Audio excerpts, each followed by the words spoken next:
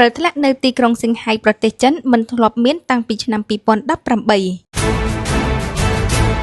សៀងហៃអាកាសធាតុចុះត្រជាក់ខ្លាំងនៅភាគខាងត្បូងប្រទេសចិនបាននាំមកនូវការធ្លាក់ព្រិលលើទីក្រុងសៀងហៃដែលកម្រនឹងកើតមានធ្វើឲ្យអ្នកស្រុកនៅទីនោះរីករាយខណៈអាជ្ញាធរជូនដំណឹងថាអាកាសធាតុត្រជាក់អាចនឹងមានរយៈពេលយ៉ាងហោចណាស់3ថ្ងៃនេះបើយោងតាមការចេញផ្សាយដោយទីភ្នាក់ងារសារព័ត៌មាន Reuters នៅថ្ងៃអង្គារទី20ខែមករាឆ្នាំ2026ទីក្រុងដែលជាមជ្ឈមណ្ឌលហិរញ្ញវត្ថុរបស់ចិនមួយនេះមិនធ្លាប់មានព្រឹត្តិការណ៍ឡើយចាប់តាំងពីឆ្នាំ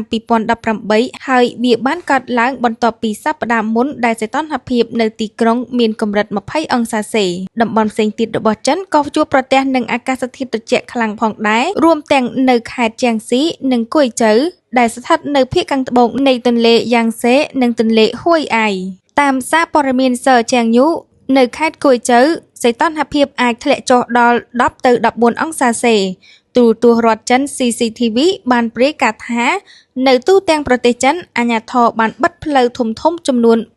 241ក្នុងខេត្តចំនួន12ដោយសារតែព្រិលធ្លាក់និងមានកម្រាស់ក្រាស់